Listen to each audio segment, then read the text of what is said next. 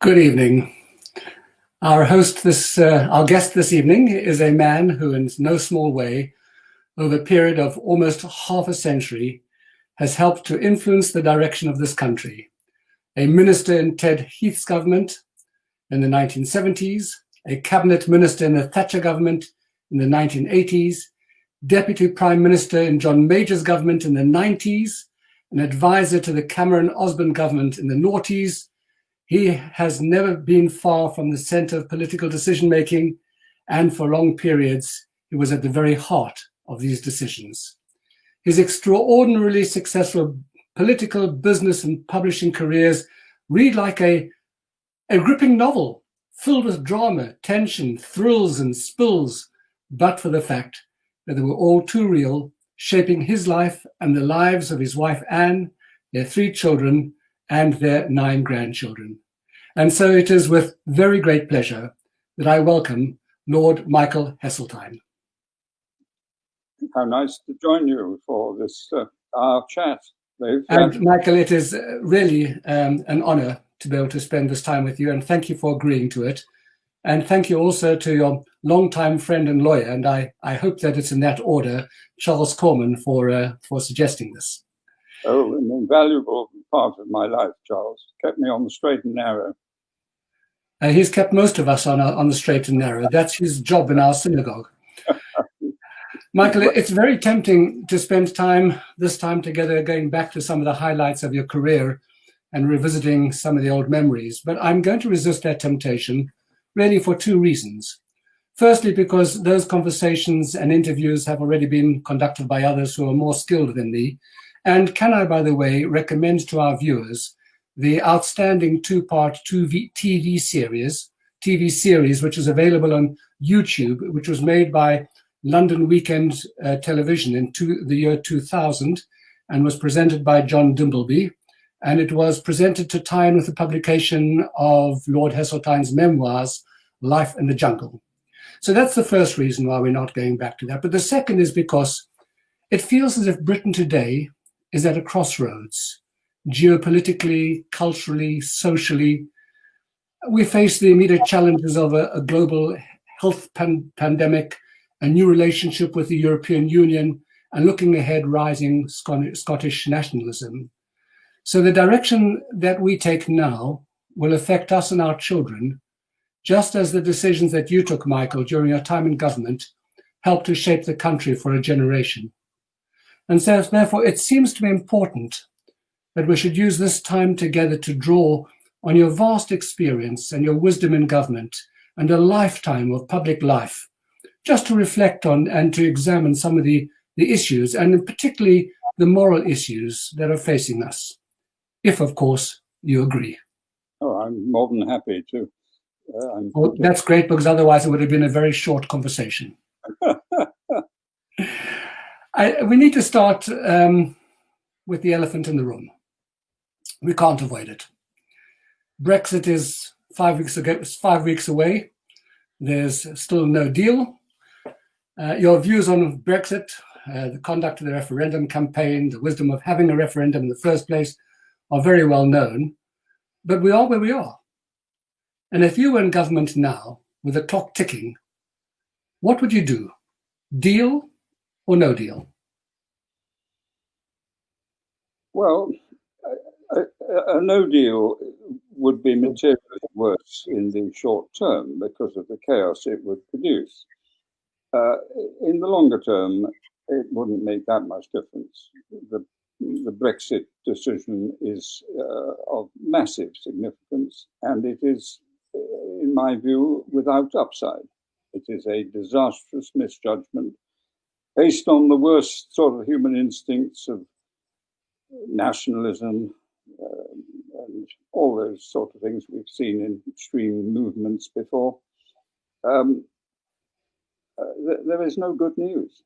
And the tragedy is that COVID is the sort of curtain on what is happening. I mean, COVID is horrendous, but my own belief and hope is that the vaccine is the way out. I don't think there's any other way out. Nobody's found one. There's no major difference between what's happening in this country and other similar economies. So the vaccine is the way out. But I think that could be a relatively quick way out. But that will just draw the curtain back on Brexit. And of course, we should have some sort of deal if we can. But the enormity of Brexit is not going to be determined by whether there's a deal or not. What would I be doing? Well, I wouldn't be there. I mean, forgive me for saying that, but it's obvious I would not have had anything to do with Brexit. I spent my political life certainly from the 40s, arguing in favour of what every Conservative Prime Minister argued for, which was to become one of the leading European nations in a configuration of European nations which reflected what was happening across the world. And that judgment in the 1940s was visionary, but today it is manifestly obvious that you have got geo-significant powers, America, China, and the world is shrinking under the influences of this internationalism that is taking place. You can see Asia is drawing together, Europe is drawing together, even Africa, which is quite a long way behind the process, even Africa is beginning to move in that direction. You'll be familiar, and I don't want this to become a Brexit conversation because we want to move on to talk about other things, but I'm sure you'll be familiar with some of the arguments on the other side that want to suggest that there have been some fundamental shifts in what Britain has to offer, that it's not the old manufacturing, that it's the new services, the special life, the skills that we have in the life sciences, the skills that we have in AI and in technology, etc., and that these are a different set of skills, and that those who are harping back to the old relationship with Europe are simply missing some of the global opportunities which lie for us outside of Europe, and that there are new skills that Britain has to offer, and that those who hop back to the past are, in a sense, dinosaurs who are not understanding the way in which Britain has shifted. Do you buy any of those arguments at all? Not at all. I mean, self-evidently, one of the most obvious examples of the skills which have powered us in this economy is our financial services centre. And we are the financial centre of Europe. That is hugely advantageous to the United Kingdom. Well, we've cut that off. And I can tell you, whatever anyone says, that slowly, remorselessly, the power will shift to Frankfurt and Paris with the active support of the French and German governments. Other countries will try to get their share of it itself, and it will happen. It doesn't mean that it destroys the City of London. It just undermines its position to be a world player. Take space. I was, forgive me for saying so, but probably the leading person to help create the European Space Agency, because what we in Britain could afford was Toy Town, and what the Germans and French could afford, again, was Toy Town. I remember the figures. The whole European spend in the 1970s was £200 million a year. The American spend at that time was 6 times the size, 1.2 billion. But our 200 million was fragmented between the nation states, all trying to compete with each other. So what have we done? We've left the European Space Agency and the Galileo project, in which Britain was a leading member. And we're now going to try and do it on our own. So I don't buy any of this stuff that we are stronger outside. We were stronger inside with the basis of that huge market from which to expand in the way that, for example, the Germans never felt held back by the European community. They just used it as a domestic base in which to become a major exporting country. Let's come back to COVID that you've already touched upon. When you were president of the Board of Trade, you very famously said that you would intervene before breakfast, lunch, tea, and supper on behalf of British business, and that when you woke up the next morning, you would intervene again. So does the same apply now in regard to government response, in regard to the economic impact of COVID? They've come round to realise that that's what governments do. And they always have, and they always will.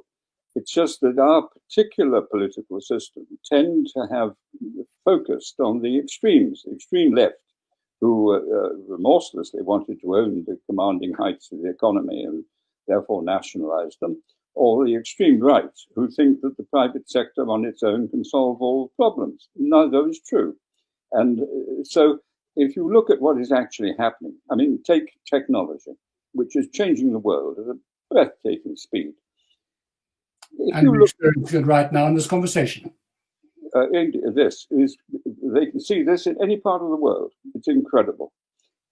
Now, if you look at the American space budget and the American defense budget, which is of a scale we can't begin to imagine, that is force-feeding the American industrial base. And they're brilliant in that industrial base at exploiting the technology that the government is paying for. And I've lived with this problem all through my early years. I've mentioned space, but then I saw it in the defense, where we were always asked to buy American equipment, which the taxpayer in America had obviously financed and developed, and we were going to then be sold it at the marginal cost of production. Well, that's fine, but you won't have a defense base yourself in that circumstance. And so it goes on. The whole of this phenomenon of the communications revolution has come off the American space and defense budgets. And so the idea that somehow or other we can command from a nation of 60 million the sort of resources that China and America are throwing at these problems is simply naive. But we could do a great deal more in the context of the European coalition, and that's what I believe in. It's worthwhile remembering, by the way, that GPS that we all use pretty much every day of our lives was started as a military invention, which trickled down then into the consumer use. That's another form in which I suppose. But you were a lone voice, weren't you? I mean, in those days when you were banging on the lectern, about intervention, Mrs. Thatcher was livid about it, and your colleagues in government, were against you for it. You really were pushing against the stream at that time. Margaret and I didn't really agree about these things. She was of a much more right-wing disposition. But, if you look behind the curtain once again, Margaret agreed to let me walk the streets of Liverpool in the height of the 1981 crisis for 3 weeks. She never stopped me in the next 18 months, becoming probably the most interventionist Secretary of State that we've ever had. I literally was a clerk of works in Liverpool with about 30 projects in a notebook, which I masterminded every Thursday night and troubleshot on the Friday, in order to prove to people in Liverpool, look, there's a way forward. We can do better. This I'm presuming, is in the after the Toxteth riots that you. Yes, I felt a personal responsibility because I'd been responsible for Liverpool in the central government from 1979. I had produced the Development Corporation to tackle the problems on the Bank of the Mersey. I had listed the Albert Dock, and I had created the concept of the Garden Festival there. So I'd done quite a lot. And then they rioted. And I thought, well, heck, I haven't done enough. I haven't understood enough. So I said to Margaret, look, you've got a simple choice here. We can stand back and say, back the police, law and order, jobs on the streets. We cannot in any way compromise. And that's a perfectly legitimate and reasonable government response, but it's not a sufficient government response. And my bones told me there was something more fundamental. And of course, I then spent 3 weeks walking the streets, and it was apparent what was wrong. Everybody knew what was wrong. You were wrong, they were wrong, she was wrong, he was wrong. Never me. Nobody was prepared to stand up and say, follow me. Let's do it this way. That's what I spent 18 months doing. saying, look, this is a bombed out site. Let's put something on it. Who's going to pay? Where's the money coming from? What are we going to put on it? And it worked. I want to come back to some of the issues of Toxteth a little bit later, but just to stick with COVID for the moment and the issue of intervention, there is really a difficult decision to be made by government, an unenviable one at this point in time, in striking the balance between saving lives and saving the economy. And I wonder whether you feel that we've got that balance right, and if you were in a position of government today, whether you would be doing anything different to what the Chancellor has suggested, or the Prime Minister. Look, I have no medical or scientific knowledge. I am not briefed about any of the detail of this horrendous plague from which we're suffering. And I know enough of life, as you will know as a rabbi, that the easiest thing in life is to say, oh, well, if only they'd listen to me, what they should be doing, what they ought to have done, all this sort of stuff with the benefits of hindsight. I won't do that.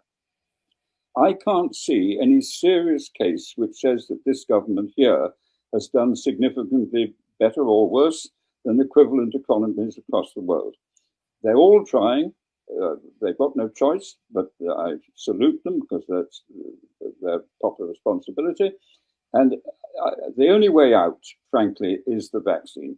So I give the benefit of the doubt to the government, and I'm not going to pretend that I have got some sort of magic wand that if I was there, I'd do it differently or do it better.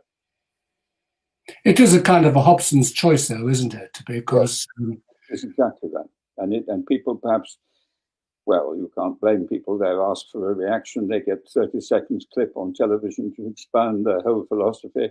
Of course, you get a gross oversimplification, but you're absolutely right. On the one side of the scales is human life and human condition. On the other is the state of the economy. And they're both linked, because the more you do to protect life now, the more damage you do to the economy in the longer term. So it's the most appalling dilemma for the government. And they're horrendously intertwined, because it's one thing to separate human life and economy, but if the economy suffers enormously, ultimately that's going to impact upon people's standards of living, and if it impacts upon people's standards of living, it's going to impact upon their health, and then it will impact upon lives. So you actually can't separate the two, and to know where to draw the line, it must be enormously, enormously difficult. It's a nightmare. But on this whole issue of intervention, I mean, Boris Johnson once described himself as a Brexity Heser, using your nickname, Heser, from the old days. And I'm not sure whether you consider this to be a flattering comparison or not, but can you see some shades of Heser, of the path that you didn't just tread it, you actually blazed it, in terms of the government's approach currently to its philosophy, the response to the pandemic, the drafting the army into Nightingale hospitals, some of the emergency economic measures, public investment, the levelling up agenda. All of this would seem to flow from the political philosophy that you engendered in those early years. Is that the way you understand the direction of the government today? Well, I don't think there's anything very new in government intervening. Government always intervene on a massive scale. Though education system is largely financed by the government, and that's one of the most important economic stimulants there are. The research budgets of universities are largely financed by governments, and you will find a whole range of regional policies in which government provides help of one sort and another to companies. You can go on and on. So it's a question of whether you strike the balance, and if you admit the fact that really it's not a question of principle or absolutism, it's a question of where the line is drawn. And I perhaps been privileged, having been in the space responsibilities early in the 70s, and then defense, and then industry. I have seen the real world that exists out there, not just in this country, but across the advanced world. And I know, therefore, something about the competitive forces that are at work. Um, and you just can't escape from the fact that the fingers of government are everywhere. Now, I have to just make this clear point. I'm basically a small businessman. I mean, that's where life started. That's where my family were. And I didn't do, I made some terrific mistakes, but I came out all right on the plus side, the positive side of the balance sheet. But my views changed without any doubt from the traditional small businessman, get off my backs, get rid of red tape, all that stuff. What I now know is that red tape is really the difference between the jungle and civilization. If you think about it, if you leave the market has no morality. If you leave the market to rip, it will rip. It will do whatever it has to do, because there's always someone at the bottom of the pile who doesn't give a damn and will do whatever they can to grasp a bit more for themselves. And so whether it's safety, whether it's health, whether it's environment, whatever, all these things, the government has to intervene. And my first revolt against my party in the 1960s was over the intervention which the Labour Party intended to make on race relations. And at that time, I had a small employment agency and I had a small hotel. I knew what was going on. There's no point mucking about. I knew that we were being asked by employers to send details of potential employees, no colours written all across the paper. I saw people, when our hotel was full, unfortunately not that frequently, booked into neighbouring hotels.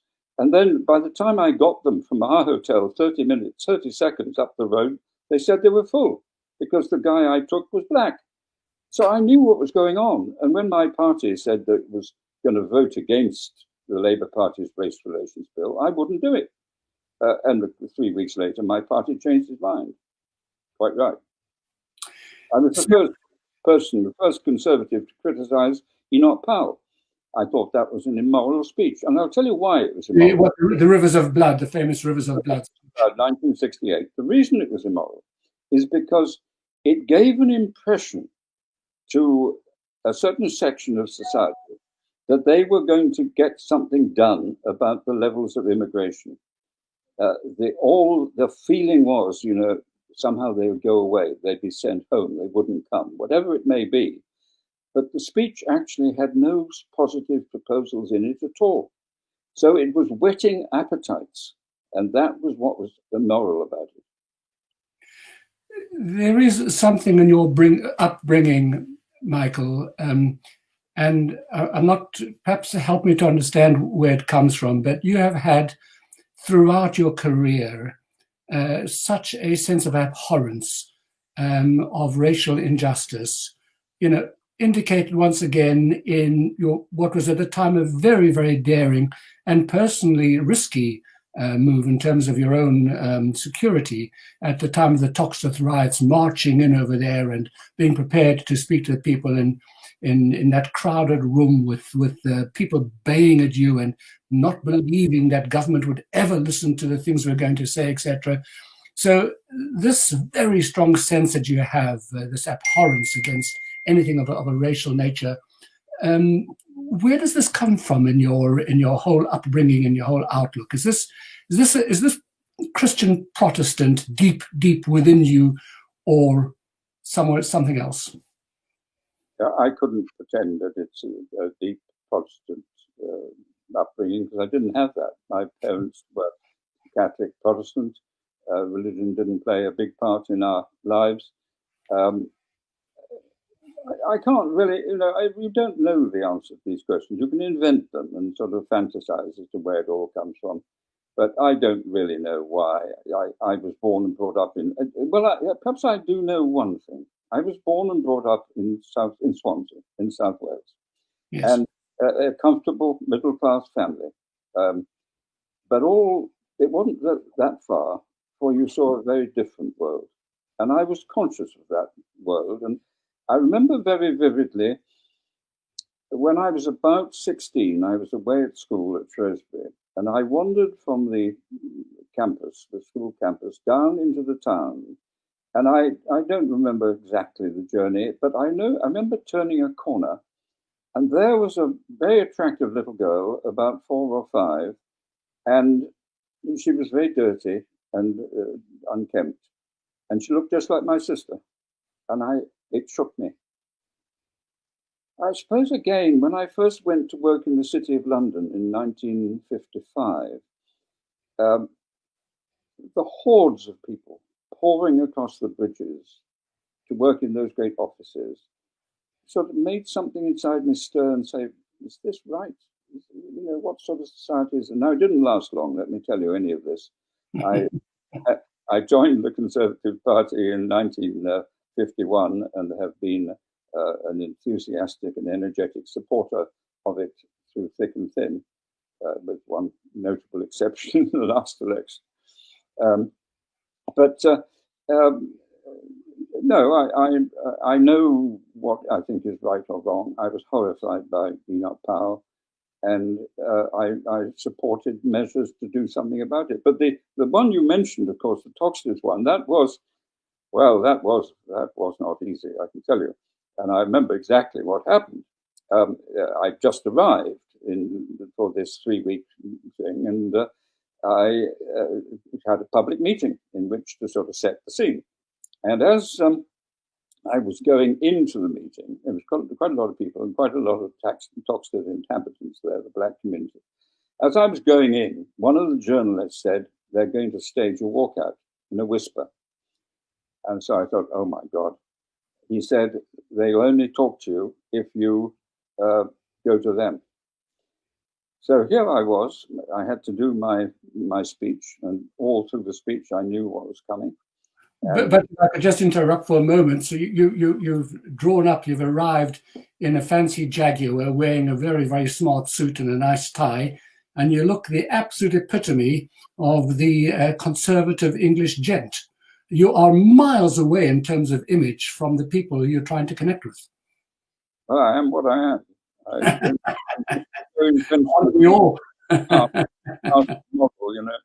So anyway, the truth of what I've been told, after a few, after 10 minutes, 20 minutes, up they go, and out they went. And there was no riots, no fuss, no row. They just went. Probably said something quite abusive as they went, but anyway, it was all quite peaceful. But when I got outside after the meeting, there were the cameras. Secretary of State, they said they will not talk to you unless you go to them. And I had one of those split-second moments in life where there's no way you can get out of it, you know. You could have said, well, I'll think about it, but that would have been pretty wet. Anyway, I said, fine, that's all right with me. I'll go. And we went, and we had 200 of them in a room, and they were all between me and the door. And the most tense meeting of my life. Anyway, Are you scared? Well, yes, I was apprehensive when my bodyguard, my security officer, was told he wasn't allowed in because he was armed. He was armed, and he wasn't allowed in. But unless perhaps he had to take his gun away. I can't remember. But anyway, it was frightening. I think he said that he gave his gun to one of your aides sitting in the car because he didn't want it to be stolen. Okay, well, that was his business. It didn't consult me. I got on with what I had to do. But it was a tense meeting. But of course, I hope it did something to lower the temperature, because I answered all their questions. May not like some of the answers, but they got them, and I was very patient, and I did listen. And the temperature never rose above 0 in that meeting. So both of us learned something. So in terms of some of the race issues, and by the way, I mean, speaking as a Jew, I'm sure that many of the members of our audience tonight will feel this as well. You know, the rise of anti-Semitism is something which is very, very concerning for us and gives us a great sense of discomfort that it should rear its ugly head, you know, so vociferously. But putting that aside, the whole issue of the Black Lives Matter movement, in this past summer, starting in America and spreading across here to the United Kingdom. Are there parallels now between then and between now and the 1980s? Do we require similar interventions? Well, I think... Sorry, just to make the question a bit stronger, if I may.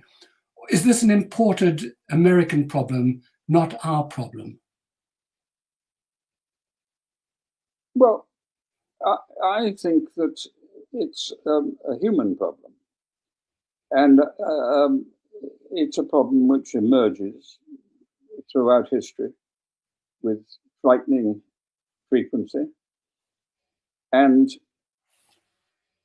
it is all about the basic human tribalism that I think most of us understand to be there, however much we may regret and however much we may fight against it. But in the end, most of us feel some sort of tribal loyalty based on our background and our circumstance. That's not to defend that in any way, but you as a Jew, how do I tell you about the consequences that that has had? But if you go back far enough, what about the Protestant and Catholic treatments in this country? What about the slavery in another generation?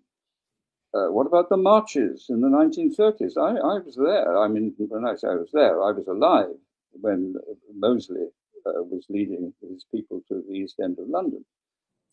When the Dockers marched for Enoch Powell, was it a different thing altogether? I don't think it was that different. So Black lives matter. Well, of course they do. But in my view, all lives matter. And I think all human people basically have the same instincts in one scale or another.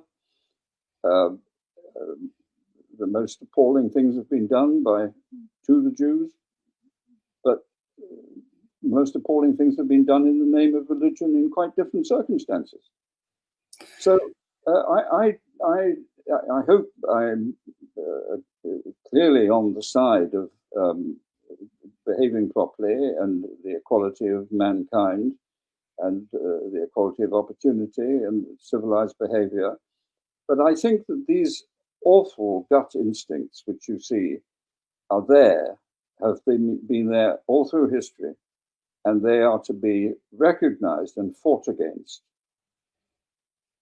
But the problem is, Michael, it's all very well to say, it pops up from time to time, but the real problem is that we haven't fixed it.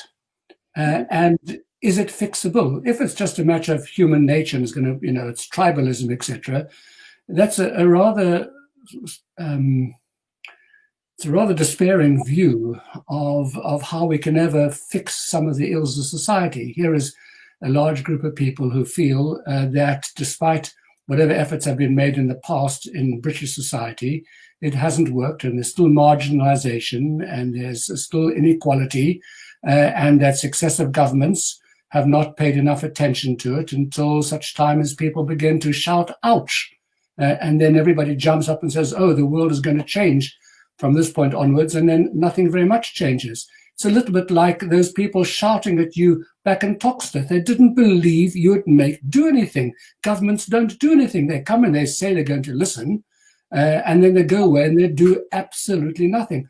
And that's the cry that we hear at this point in time from within the broader disenfranchised or group of people who feel themselves to be very disenfranchised. So what's the problem? Why can't there be greater equality? Why can't we fix it? Why has no government ever found the way to be able to make the lives of that group of people better?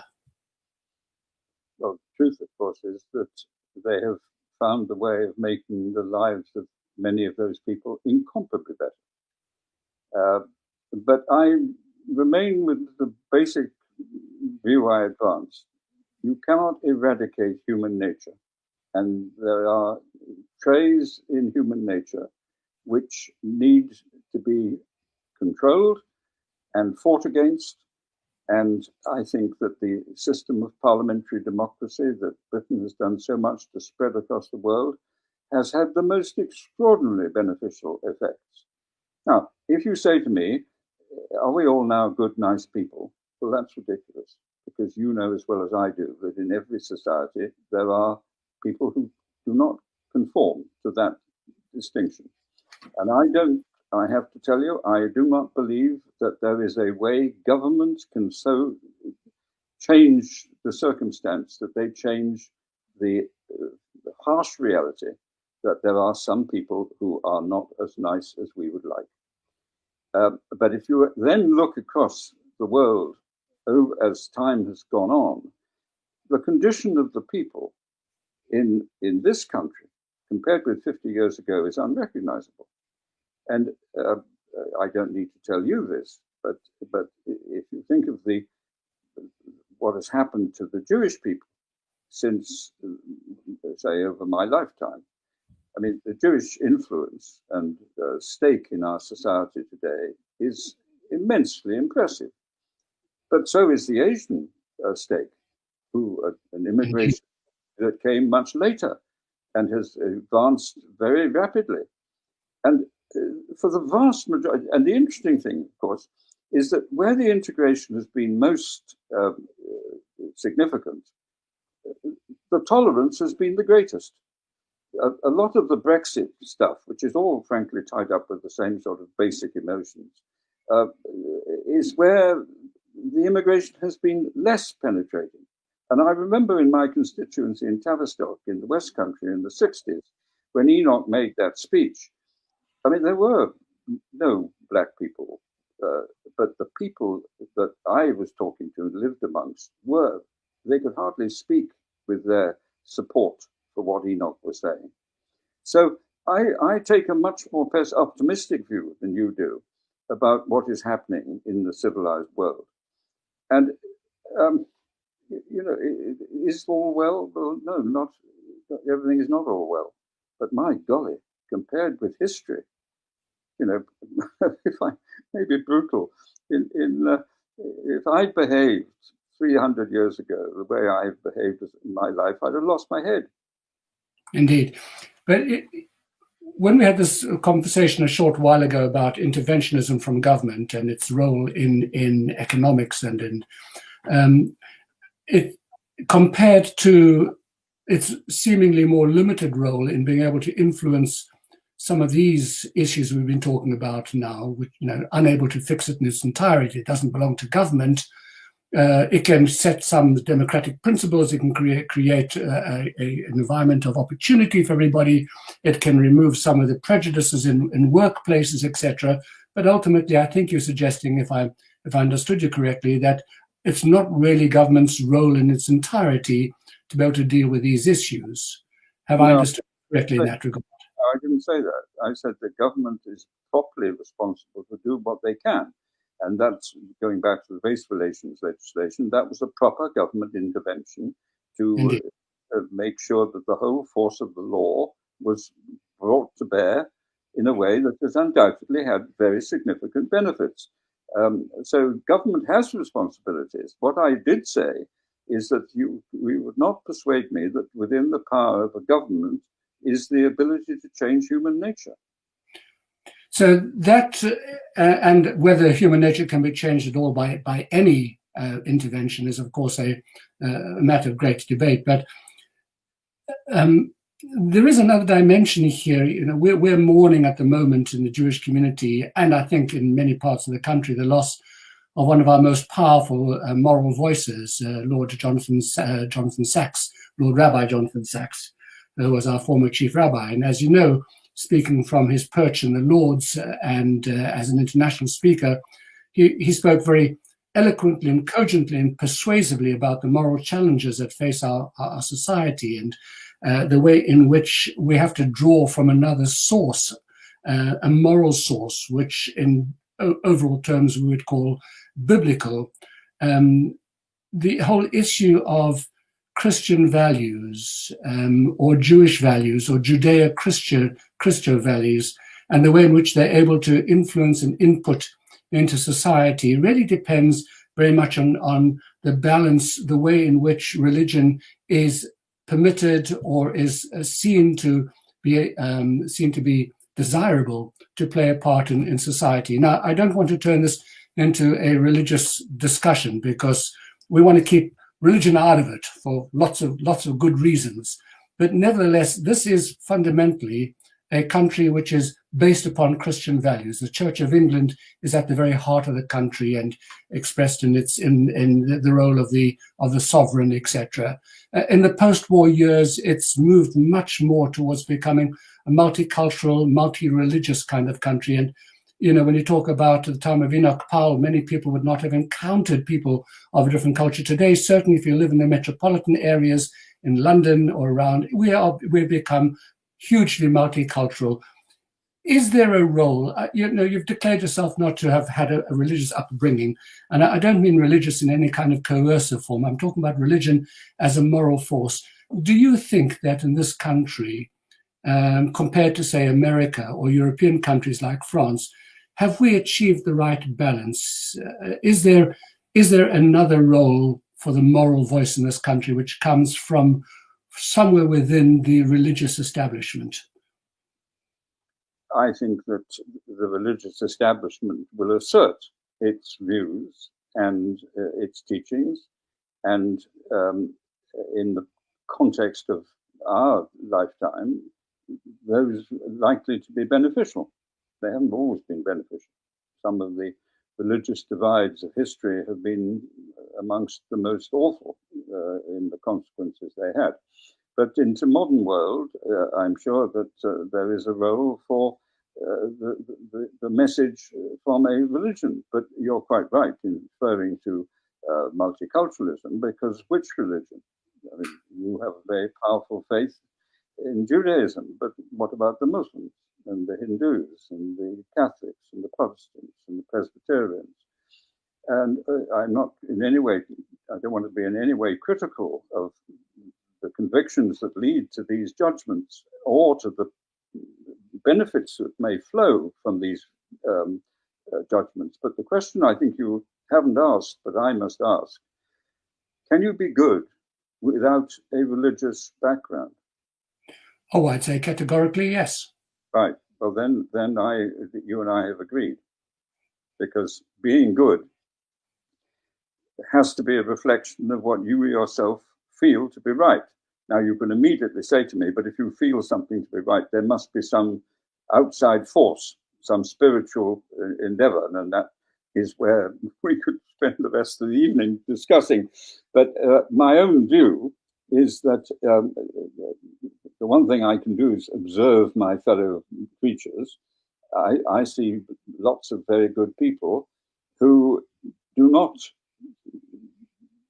subscribe to one particular religion or another, or indeed any religion. I have a very strong belief in the decency of all human beings, and the capacity of every human being to be able to lead a good and a moral life. Religion is a wrapper. It takes you lots of other places. It does lots of other important things. It does have a moral voice, and an important moral voice. And I would also argue that many of the feelings of what is right, etc., eventually have actually filtered down from a Judeo-Christian ethic and morality, etc. But again, that is another conversation, on another occasion. Because you, I think you said, but I wanted to hear whether I was right, that you have a faith in all people's ability to display this beneficial morality. Yes, I believe in humanity. That you think that? You don't think that there are some people who are so outside the convention of the standards you and I would subscribe to, that there isn't any actual justification for believing that there's any good to be found in them at all? It is perfectly possible for every human being to become so distorted that they lose all perspective of what is right and wrong. But it doesn't mean to say that they may not have the capacity for right and wrong. circumstances, upbringing, personality, and lots of other things. Is there evil in the world? Yes, of course there's evil in the world. Are there evil people in the world? Yes, of course there are evil people in the world. But in overall terms, one believes in the goodness of human beings and in their capacity to be able to become better human beings and to create good society. If one didn't believe that, one would have to throw up your hands and say, well, it's time to go and live in a cave somewhere. I agree with what you've just said, but you have also said there are evil people. And sadly, I'm afraid that there are such people. Indeed there are. Indeed there are. No sense of community, no obligations. It's simply the worst manifestation of bigotry, prejudice, and self-interest.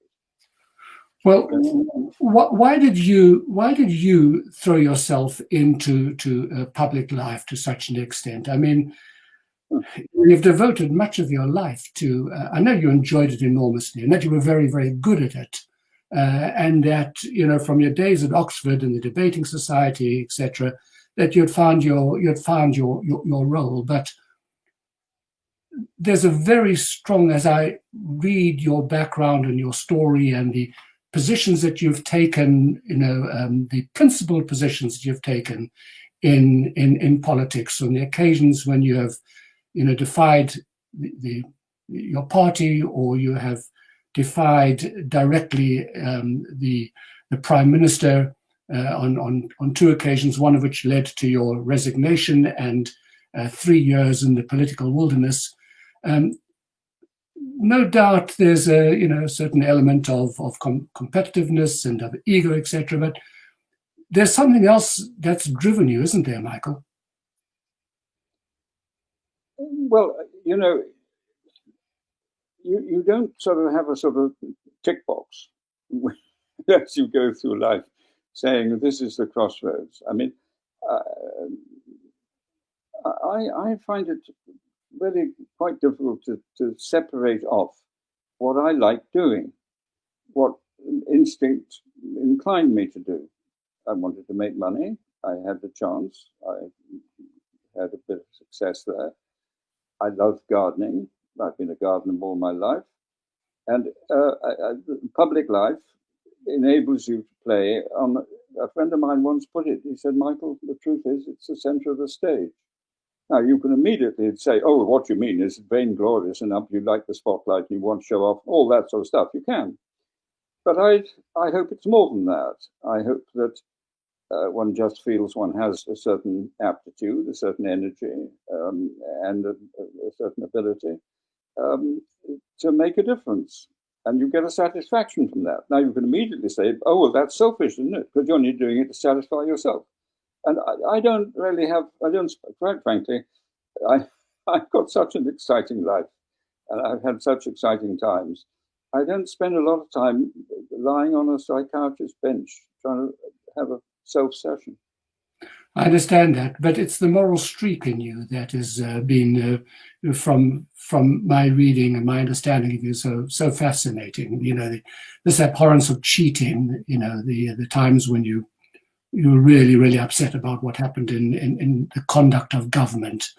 You really have tried to lead a principled life in the jungle. It might seem as if it's a contradiction in terms. You called your book "Life in the Jungle," and the jungle seems to almost imply a place where there are no rules, where animal eats animal, etc. There's no morality there at all, and yet you hold out a belief that there has to be some kind of morality in the public sphere. That government has to be accountable. That ministers have to be accountable. We understand the ministers don't always have to tell the truth, but we don't really like them to tell lies either. No, well, the truth is a very difficult thing in public life. I mean, you, me, in the end, we have loyalties and convictions, and life is not black and white. So, to what extent do you argue your case because you happen to think that it's the greater good? To what extent do you hide the truth when it can be very damaging for some person or organization if it comes out? I mean, I had a really simple example of this when I was minister responsible for selling Concord. And we hadn't sold any Concord. And the manufacturers had a list of, I think, 80 hot prospects, as they called it. And I was the minister responsible, and my civil servant said, "You're not going to sell any. There's no justification for this hot prospect list." So what do I do as a minister? Do I tell the country we've spent £1 billion on this project and we're not going to sell any? Do I undermine the sales effort of the company by saying, no, we don't think they're going to sell any? Or do I go out and try and sell it? Well, that's the dilemma you faced. And I went out and tried to sell it, knowing what my officials were saying. Where is truth? Where is truth is one thing. Cheating and outright lies, cheating of colleagues is another. And there is a certain kind of, I believe, moral conduct of a government that sets the tone, the moral tone for the country. If you have a government in which individual ministers are corrupt, or blatantly lie, etc., that filters through and it affects the whole entire tenor of the country. Now, you fought and argued, for moral government. I'd be interested to know whether you think that at this point in time we have moral government. I am worried about developments that I see. For example, I deplore absolutely the vilification of the civil service, which has crept into contemporary politics. I've worked with civil servants for many decades. They're hardworking, clever, interesting, and dedicated. And if there's a fault, it's the politician. Not all politicians are good enough for the ministerial jobs they hold. There are those who see ambition as conforming to the party line as opposed to pursuing what the evidence demands. And they don't stay long enough. I know that I was president of the Board of Trade. I think there'd been 13 people in that job in about a dozen years. And, that's ludicrous. Well, it's really interesting because some questions have been coming through from our viewers and listeners this evening that have been emailed to me, and a lot of them on precisely this point. From Edward Layton, would you agree that the current crop of conservative politicians seem fundamentally incapable and unwilling to give a straight answer to a straight question? Well, I suppose that's a question which would have been put to politicians throughout the ages. Neville Eisenberg, do you worry about the quality of people entering politics today? Lindy Levin, my wife, in shaping the nature of the public sphere and its ethical qualities, do you not think government has a duty to invoke the rule of law on the basis of the harm principle to ensure that we rely on a force of accountability more substantial than how nice people are at any one moment? Well, I mentioned that the first of my anxieties.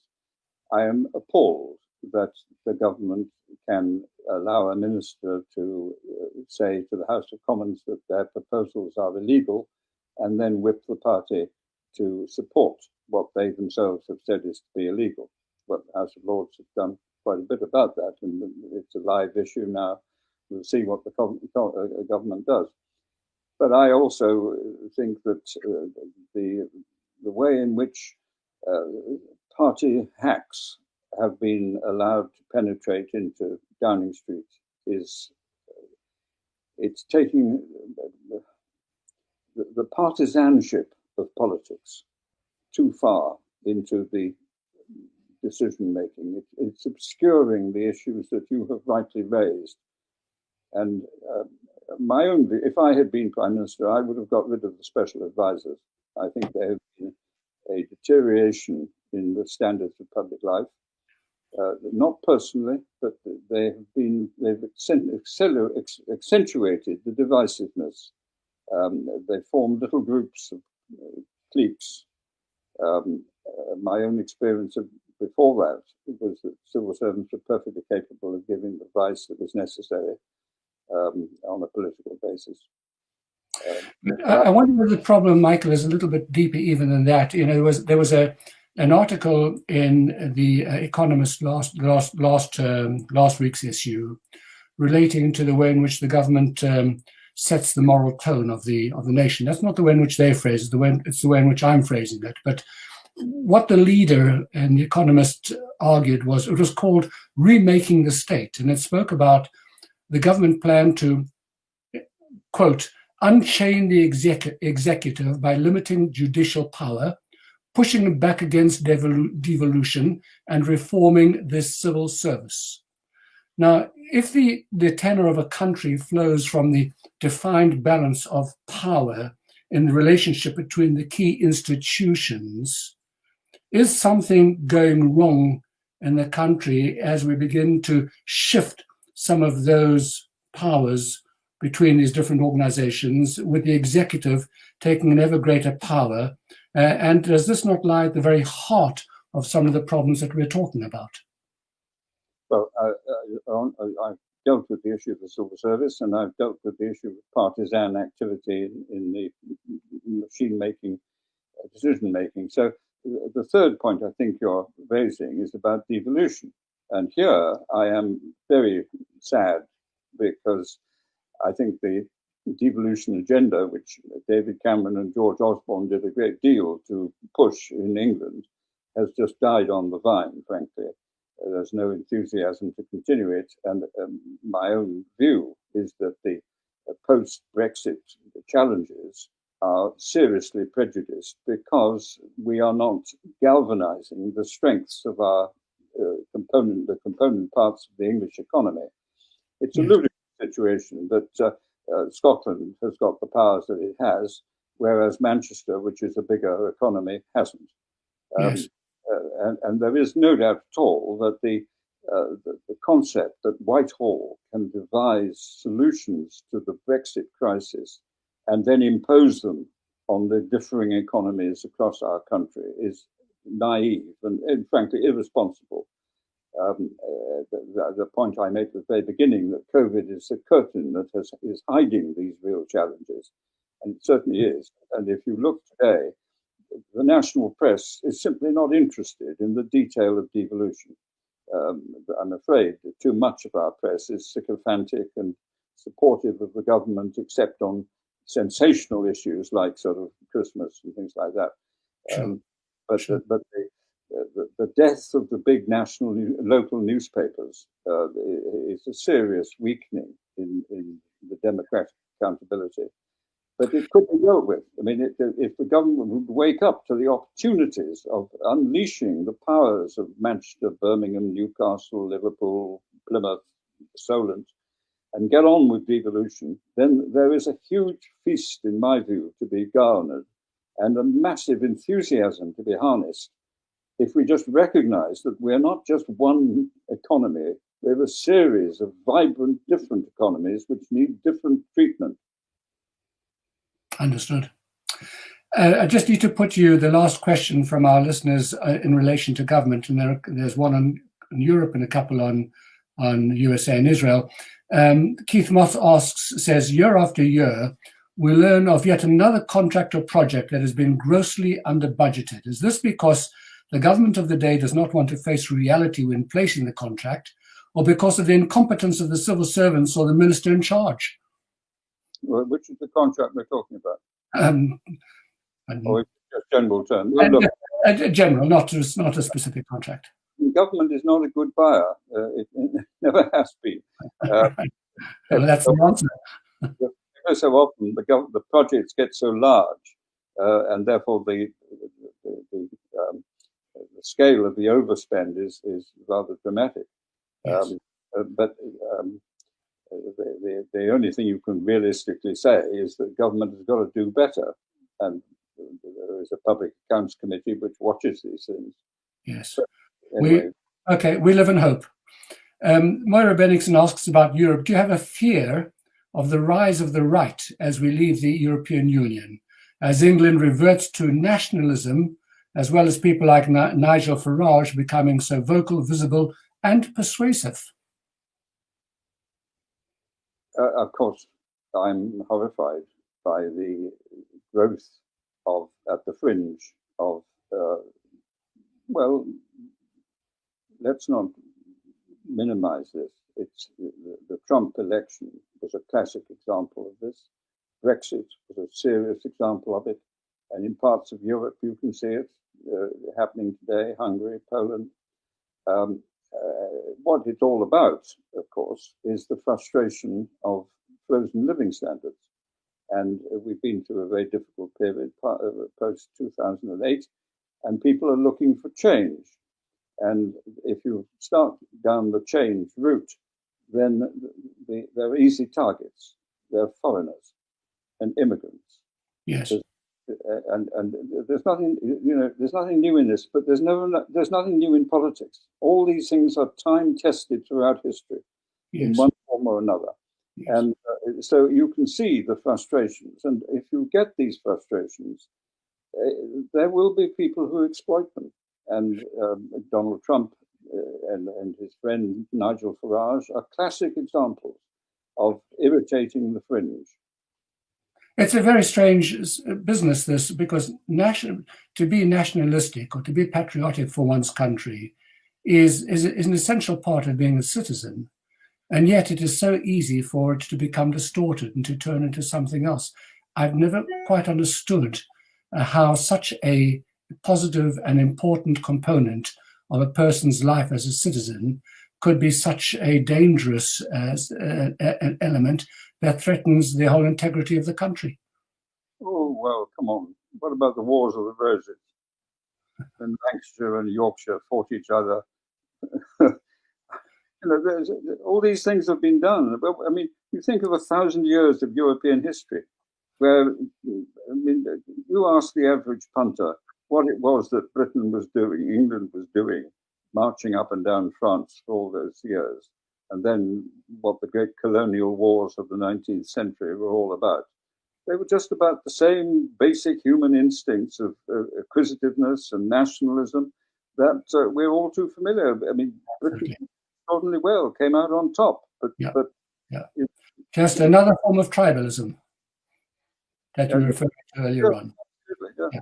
Michael, just a couple of questions here, just before we bring this to a close.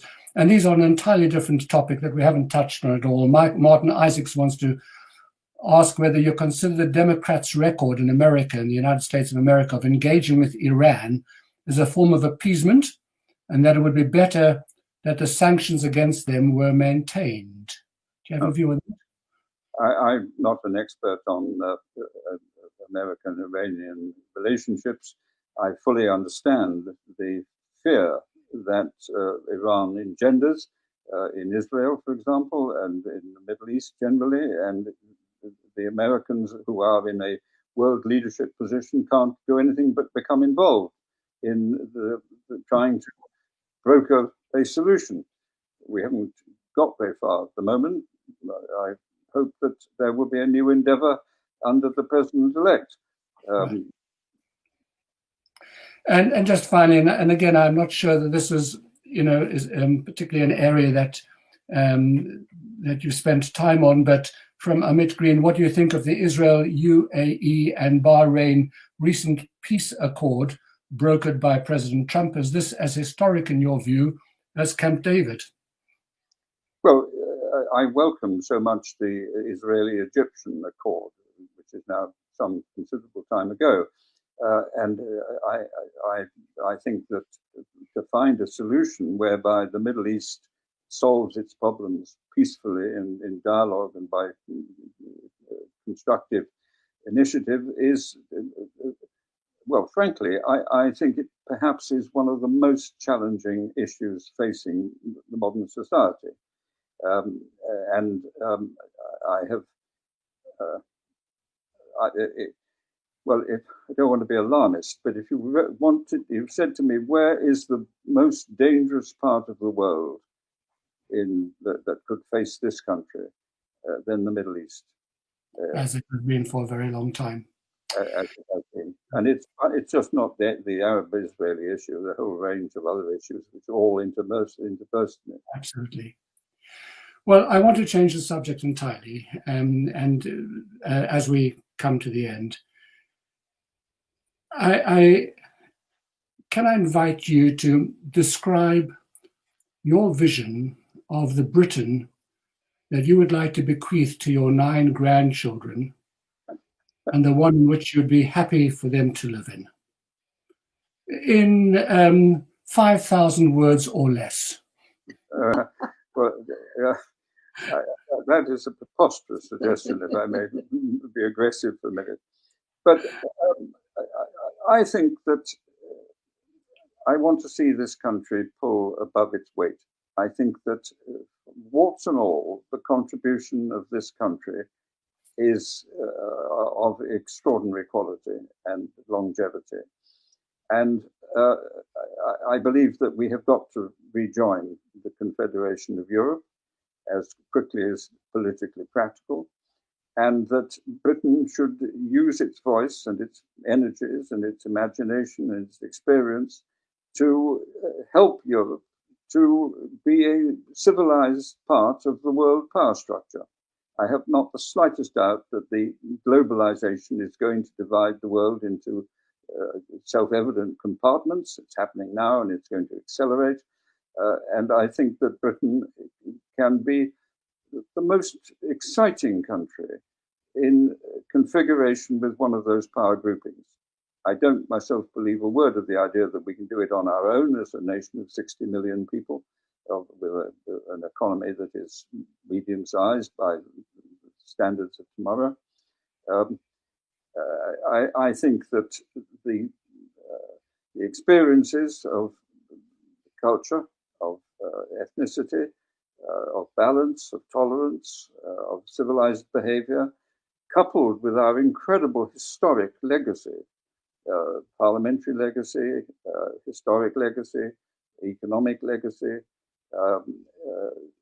is something which gives us a base in which to place our confidence in the future. But I hope that in all of our activities, we will seek to devolve power to a more regionally based sense of our economic strength, to involve people much more locally in their own destinies in partnership with the central government. I don't believe in absolutism in which you just say, let Manchester go or let Birmingham go, but I do believe that there is a partnership and a dialogue, and that the more my party, I believe in the end, my party is the preferred choice, the more my party can embrace the old slogan of trust the people, the stronger it will be. Thank you. You've made us feel very proud to be British. What advice will you give now to the Jewish community of Great Britain of the ways in which we as a community can continue to contribute to the moral and social fabric of this country? Why do you ask me for such advice when you've been so successful in doing it without my advice? Because in the cacophony of sound that we hear in this country, it is sometimes a pleasure to hear a sane voice. But look, you're doing well. You know,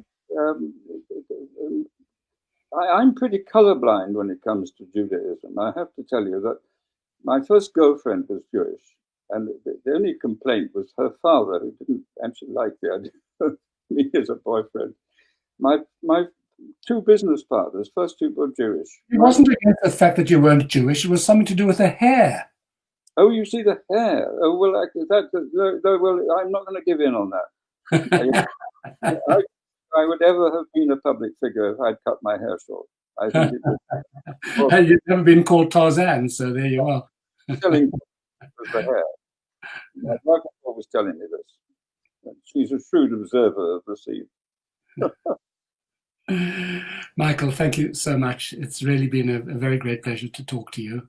Thank you very much. I've enjoyed the conversation. I look forward to other opportunities, and I wish you and Anne and your children to continue to be well.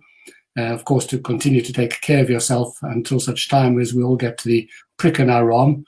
And that is once again going to make us live forever